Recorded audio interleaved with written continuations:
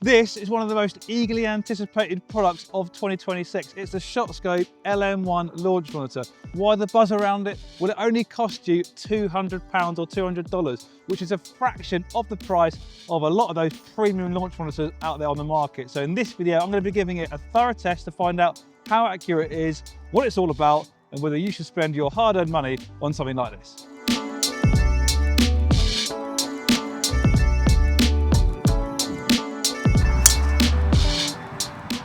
Right, so I'm on the amazing driving range here at Peterborough Milton Golf Club, and in this video I'm going to be putting the Shot Scope LM1 up against the Foresight Sports GCQuad, which I've got down here. Now, the Foresight Sports GCQuad is widely regarded as one of the most reputable launch monitors on the market, used by a lot of high-profile tour players, etc., etc. And it costs you £16,788. Okay, it's a lot of money.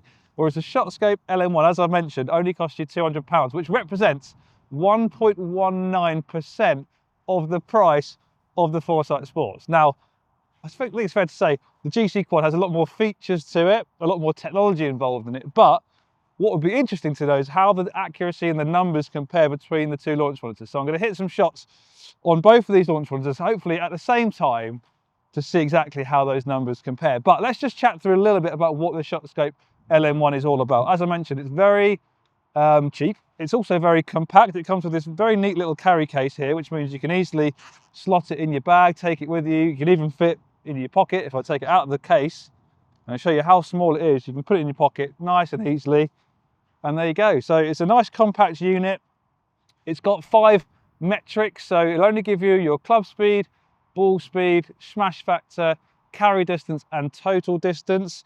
It's radar based, so whereas the GCQuad is photometric, so you put it in front of the golf ball, it takes pictures.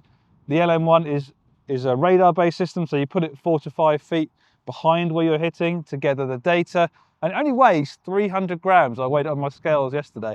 So it's surprisingly lightweight given what it supposedly offers from Shot Scope. So, and what's interesting about the LM1 is that it only takes 25 seconds to get it fully up and running from when you turn it on, plonk it down behind the ball.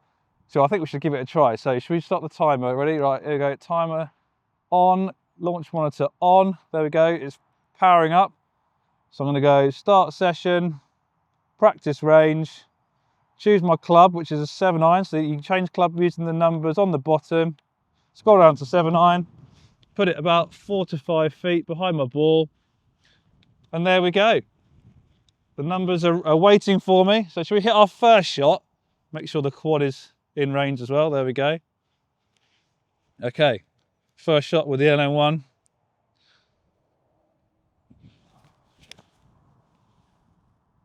Decent hit. It's a bit cold today. Right, so we've got 161 yards of carry on there on the LM1 and 159 yards of carry on the GCQuad. Encouraging start from the LM1. What you can do with it after your session, you can pair it with your Shot Scope app and it will send all your session data to the app so you can view it at your sort of pleasure at home or wherever you want to see your numbers. It's all there for you. But I think it's about time we hit some more shots with it. So what I'm going to do is, as I said, I've got both the GCQuad and the LM1 running at the same time. I'm going to hit 5 wedge shots, 5 7-irons, 5 drivers, and we're going to store all the data, see how they compare. So let's start hitting some shots. Oh, I like that shot. And if you like this video, make sure you click the like button down below. It really helps us out. And don't forget to subscribe to the Golf Monthly YouTube channel so you don't miss any of our content on equipment, instruction, the rules of golf, you name it. It's all there for your viewing pleasure in one place. Right, let's get on with the video.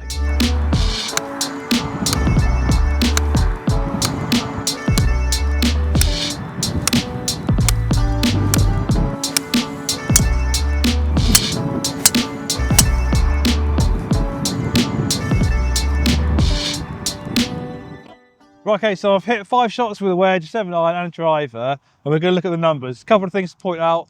We are using range balls, so that will affect the numbers slightly, and it is very windy today.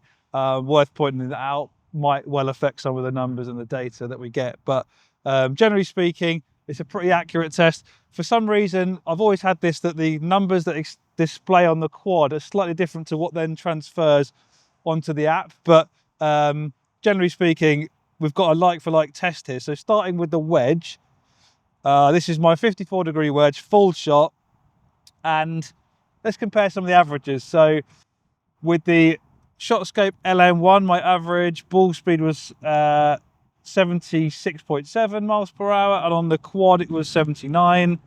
And then on the average carry distance, it was 93 on the quad and 91 on the LM1. So pretty comparable, a couple of yards in it. Now we move on to the 7-iron. Right, 7-iron averages. So 113.5 on the quad, 113.1 on the LM1. So incredibly close. Average carry on the quad of 159 and the average carry of 161 on the LM1. Again, very similar, only a couple of yards in it. And then we move on to driver. And this is where the numbers start to separate a little bit in terms of the averages. Now, it's worth pointing out on the Shot Scope LM1 app, so I transferred my session onto the app, which looks great. It's a nice user-friendly format, but there are 3 rogue shots in here that I didn't hit. I'm not sure where they've come from. So clearly, maybe a couple of little bugs in the system, but I've worked out the average carry distance with my driver on the LM1 from the 5 counting shots was 246.1 yards, and on GCQuad it was 241, although the quad numbers were actually displaying about 3 yards higher, so you could say it was about 244.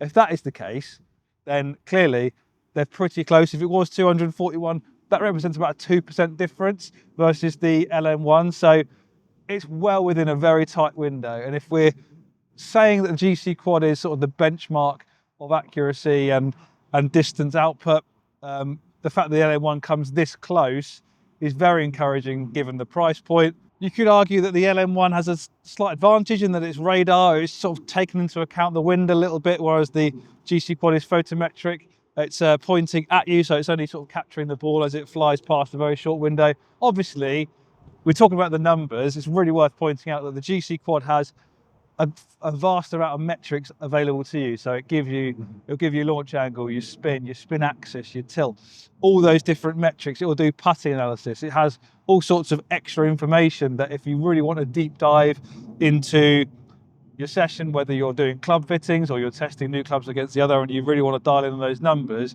GCQuad is giving you all that, whereas the LM1 is obviously only giving you those 5 basic metrics. But if you're looking for a compact, user-friendly product that you just want feedback on your carry distances, clearly the LM1 is offering you a surprisingly high level of accuracy, it would appear, that's going to give you some decent insights into your play, your carry distance, if you're working at your gapping, that sort of thing. It's really useful. But I think the time has come to actually figure out which of these products is more accurate.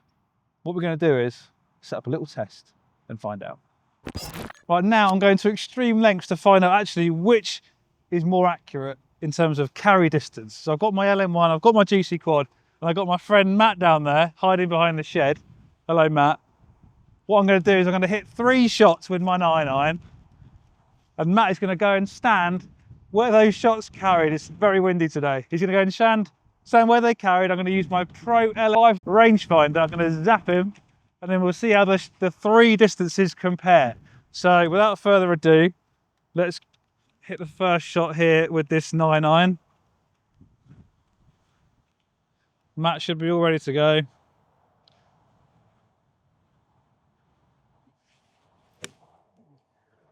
There it goes.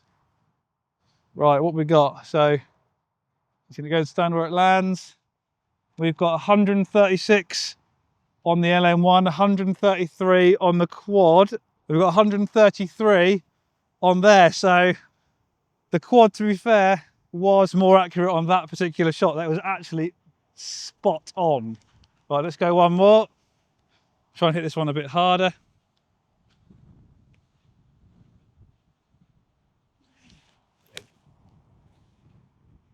Oh, there we go. That's similar strike. I don't think I actually hit that a little bit worse. So we've got 132 on the LM1. We've got 131 on there. So 132, 131, and 131. So very similar, very similar. Right, let's hit one more.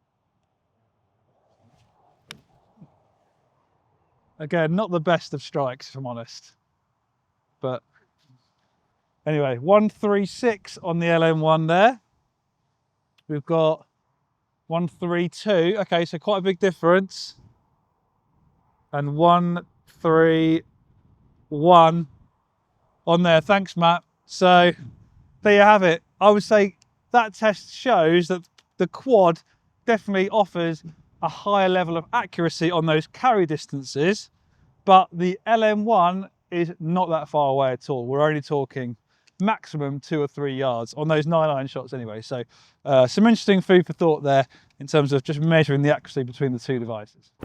Now, one bonus feature of the LM1 definitely worth talking about is the speed trainings feature. So if you go to start session and then speed training, what you can do is use it to give you feedback on your clubhead speed. So if you are working on trying to increase your clubhead speed and you want something that's going to give you that feedback on it, then this is a good way to do it. So plonk it down, and Shot Scope say that it works with clubs or speed sticks. So I've got one of the old super speed sticks here, and we've got that all set up ready. So I'm going to have some swing and see if it works. Oh, there we go, 94 miles an hour. Clearly I need to get down to the gym, but that was quite quick. Let's see if we can increase that. Oh, so it's on 94, 102 now. Good. A bit more. Oh, give it some beans. 103, reaching my capacity now. Oh, so it's good. You get that instant feedback on your swings. That was 103 again. Oh, gave that one the full treatment. 108. Lovely. Now I have to say, I would question the accuracy of it somewhat. I don't know if I'd have been able to go from 103 to 108 in one swing, but let's go with the driver, see if we can transfer that speed to the driver. So we got to 108 there.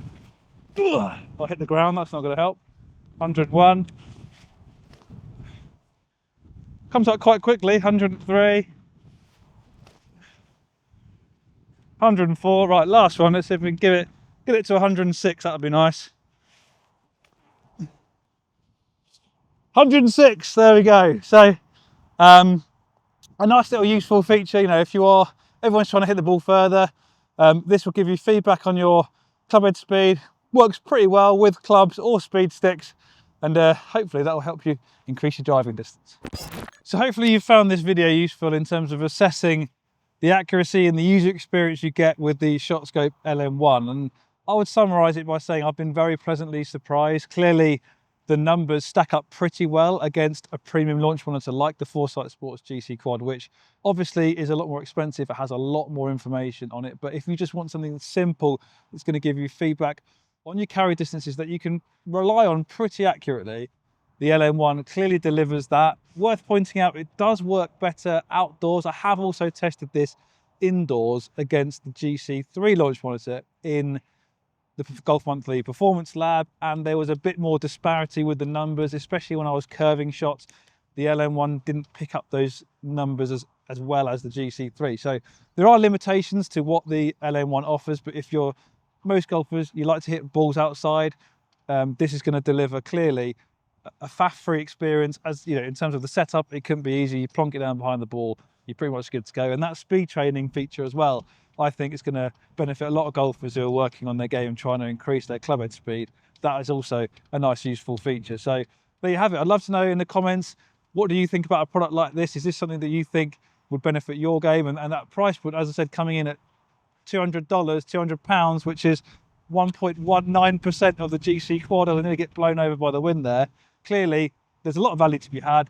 It's really easy to use, and I've thoroughly enjoyed the experience with the LM1. So let me know in the comments what you thought of this video. But from me here at Peterborough Milton Golf Club, I'll see you next time.